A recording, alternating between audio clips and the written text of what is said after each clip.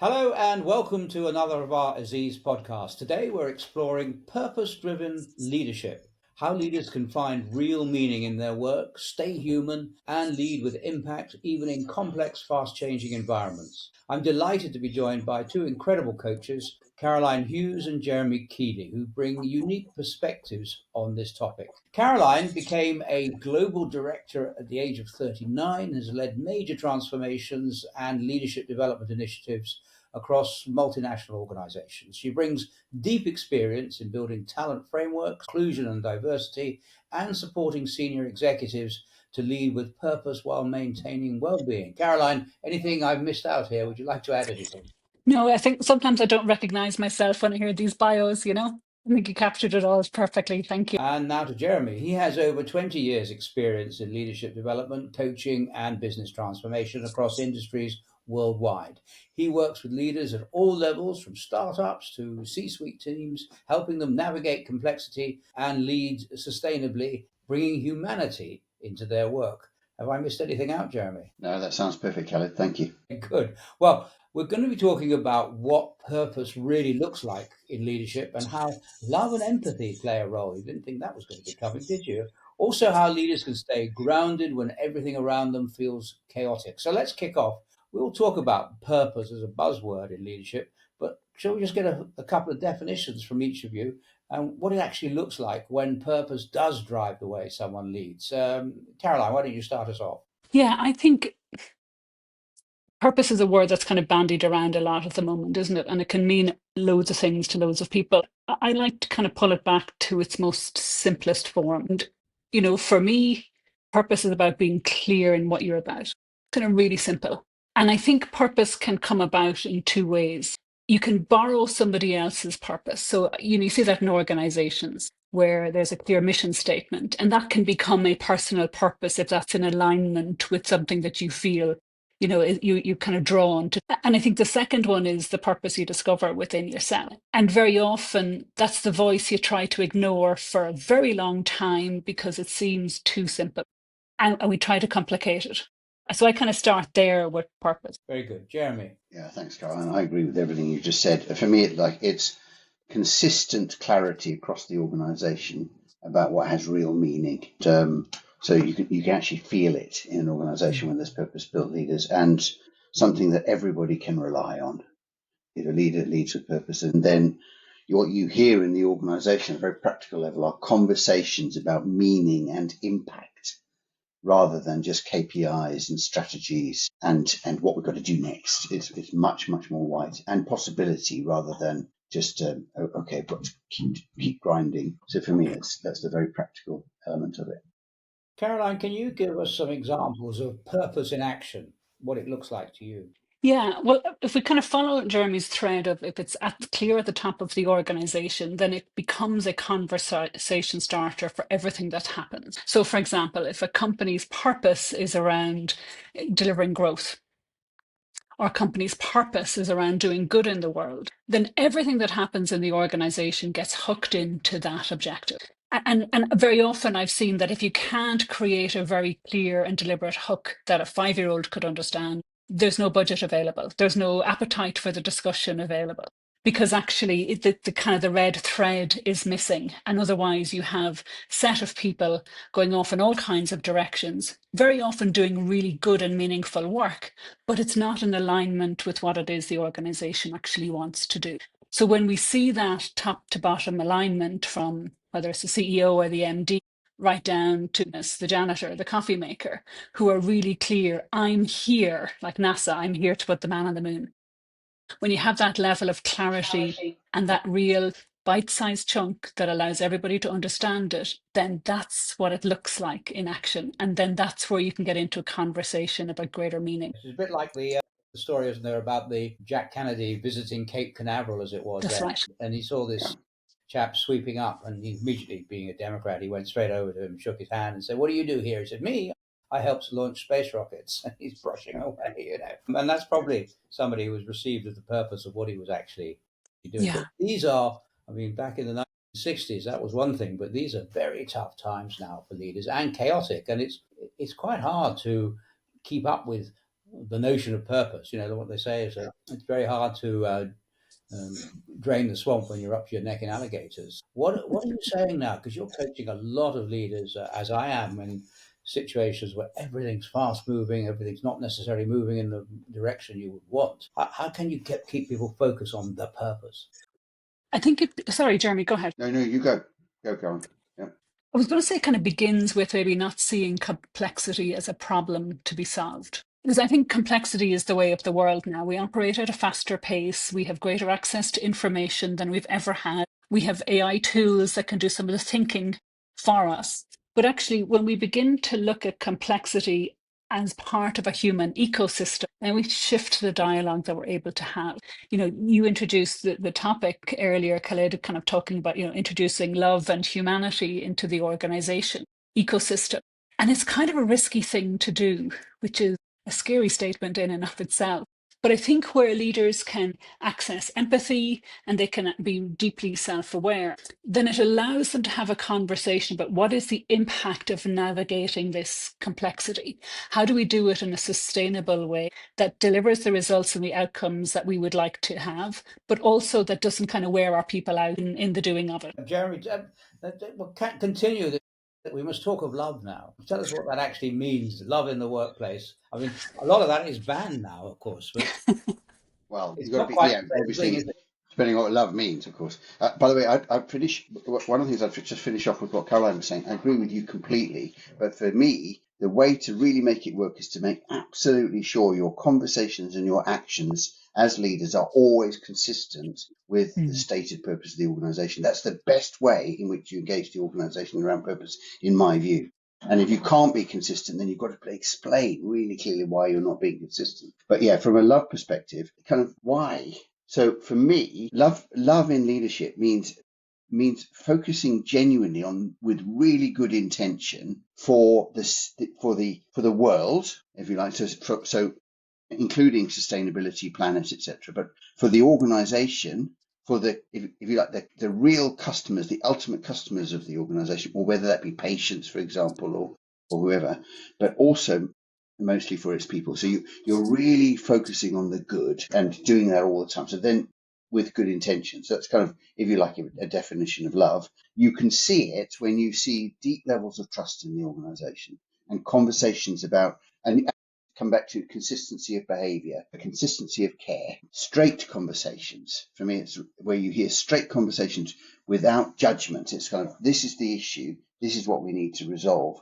Because if you really care about somebody, you can have very straight conversations if they know you really care about them and in the organisation. And then stories and feelings of being enabled, supported, challenged without judgment. So, and these are the kind of practical things I've noticed in organisations where leaders, or in systems where leaders bring genuine love. Yes, Does that and I make sense? find myself saying to some of my clients, it's all about BLT, which is not bacon, lettuce, and tomatoes. It's actually, do they believe you? Then if they believe you, they might just like you. And if they like you enough, then they might trust you. And it's about being able to go through those things and constantly underpinning somebody's opinion of you by making sure you're saying things that are believable, you don't let them down. Or if you can't tell them the answer to something, you don't flannel, you say, I don't know the answer. There's nothing wrong with not knowing, is there? And all those sorts of things. Caroline, anything to add? I mean, examples of love in some of your clients. Yeah, I remember running a leadership program a number of years ago, and we premised this section with, we're going to use a 4-letter word. It might not be one you hear a lot around here. They were expecting a certain word, and judging by your reaction, Khalid, so are you. And we started to talk about love. And the first reaction of the leaders present was, we can't talk about that. We actually can, because we don't have love for ourselves, and love doesn't belong in the workplace. It's as if we kind of switch off our human being and we become the human doer in service of an outcome. And that to show emotion of any description is actually, a sign of weakness. And I love Brené Brown's kind of, clear is kind definition. And it kind of speaks to what you're both talking to here, that when we can approach a situation with empathy, because very often empathy is the demonstration of love, isn't it, within an organization context? Because we've got to take it out of its romantic wrapper And we've got to bring it into a more kind of mainstream conversation, which is more about showing up with, I know you're the person who normally delivers, and I'm noticing something different in your behavior or in the delivery, or maybe perhaps not having met a deliverable that was seen to be either an easy win for them. And when we approach that situation from what we would call love in this conversation, but even with a seek first to understand mindset, to go back to Stephen Covey, that's where we're just reaching across the aisle to somebody else to be open, to come forward with their context so that we can better understand and seek a way forward. But it means as a leader, we very often have to give up needing to be right. Yeah. Yeah. And I think it's almost the biggest barrier to this greater kind of more human organization that we're talking about. Because we kind of come from that old mindset of there's a hierarchy and there's somebody with a big desk, even if the desk is now gone, who knows the answer, who's kind of got it together, wears the suit and the collar and tie or the shoulder pads, whatever it is. Yeah. To step out of the armor of that into something that is a bit more edgy, because maybe it feels more vulnerable, because as you said, Khalid, you don't know all the answers and we've got to get okay with that. Then that's where I really see the rubber hit the road, and where actually the conversation about love is very helpful, because it's not about the right and wrong of things. It's not about who knew or who didn't. It's actually about separating fact from story. You reminded me that one of the crucial elements of a really successful team, in my view, is that they call unhelpful behaviour compassionately. So they call the unhelpful behaviour, but they do it in a way, exactly as you said, Karen, which is, actually, I know you didn't really mean this. What's really going on for you? Yeah. And love is also a bit of, I often talk about the concept of political capital. You keep building up your political capital with a small p by offering empathy and stuff, so that when things get a bit tougher, you've got some political capital to spend, because people they trust you again. I must remember from my days in the media, when I was a junior reporter with the BBC, I remember going to interview he was called Chief General Manager. They didn't call them chief executives in those days, but he was the Chief General Manager of the Halifax Building Society in Halifax. And I don't know whether you've ever seen their building, but it's the most remarkable building. It looks like a ship coming down the main street of Halifax. It's perfect. It was purpose built, and it was built, I told you how long ago it was, in the days when they needed to hold the physical deeds of your house on which they'd given you a mortgage. So the whole building was built around this document delivery system, which would look very archaic now, but it was state of the art at the time, and everybody's watching these sort of files whizzing around, physically whizzing around.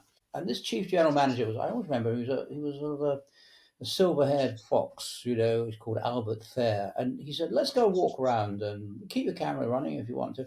And he paused by every desk. He did a lot of management by walking about.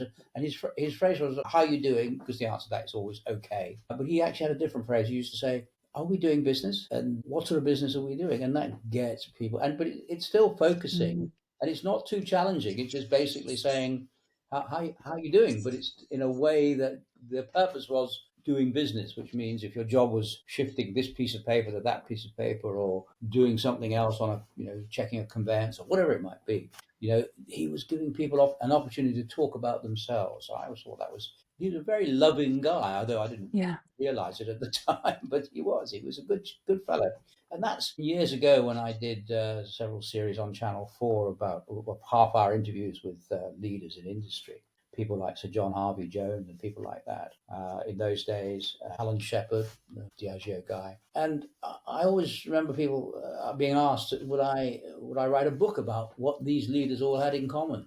And I didn't really know, because they're always very different. But what I realized was they were really engaged and in an empathetic way. They weren't just numbers people. And when I'm coaching people on succession, from being, for example, a CFO wants to be a CEO, and that's always a leap, but we've got a lot of ex-CFOs and CEOs. I'm always saying you've actually got to grow some empathy around you, because it's not all about the numbers now. John Harvey Jones famously said, if it was all about the numbers, you wouldn't need people. All you need is a big computer to feed the numbers into, and you get the answers you want. But that's not the case at all. So love, okay, we've got to have love in the situation. What else needs to happen? I suppose there's still this complexity thing and emotional connection. Let's talk a little bit more about that. Some examples from suitably anonymized from your own client base, where we talked a bit about when things are calling out difficulties, but in a I've got yes, one, Jeremy. Which formed my career actually back in '92, working with power stations, coal-fired power stations, in just after privatisation of the coal industry, and all of the theory at the time was that coal-fired power stations would last 5 years. They were going to be replaced by gas-fired. And of course, they were all based in areas of the country where coal mines were, and in that time, coal mining industry had been destroyed. And so I worked with a general manager of the power station, where we were working with reducing, having to close the power station with 5 years, but also reducing costs by about 30% almost immediately over the next 6 months or so. I'll name the first name, Derek, who ran it. It was a new job. He'd never done it before, experienced chemist. And when we actually got to it, the two of us running together, we actually got to the point where we thought, okay, who do they trust the most? They trust the unions, even though the unions are really radical. Let's get the unions fully on board with us. Second of all, these people are going to be made redundant eventually into the poorest parts of the country. And how the hell do we manage that? Not how do we manage the cost reduction? And so we came up with a program which genuinely moved towards the utter commitment that Derek put forward was, it was called Securing Our Future. Even though we knew the power station was going to close, actually it was every single person who leaves this power station will be better off than they are now, much more, not financially, but much more likely to find another job. And that's what we're going to be committed to, and stuck with it for 6 months. And in fact, I can't name the power station, but that power station still operates. It's no longer a coal-fired power station. It was going to close. By wood pellets now.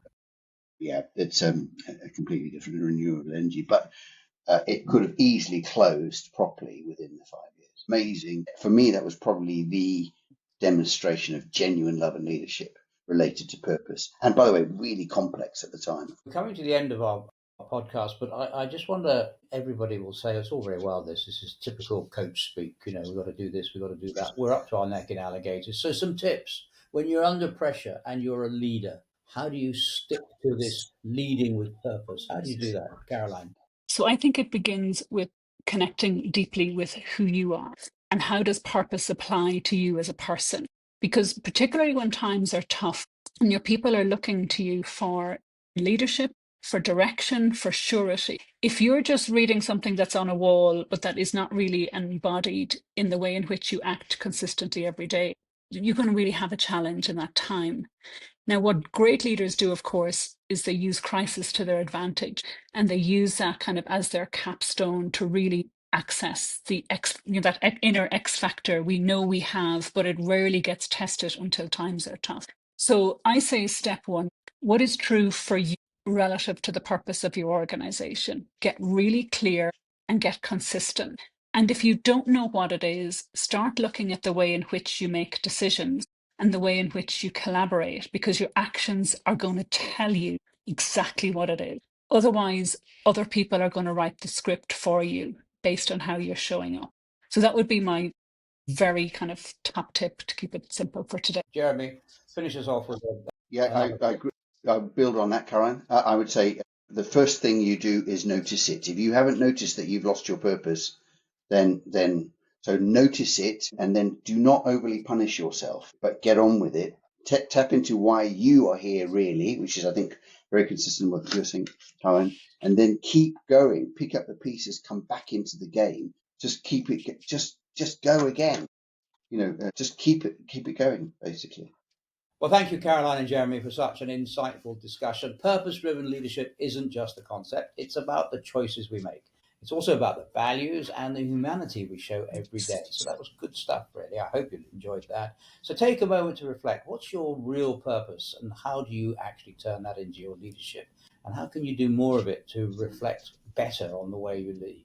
If you like this, subscribe to our Aziz podcast and catch our next episode on sustainable leadership And don't forget to visit our website, www.azizcorp.com, for more insights from our coaching community. Until the next time, goodbye.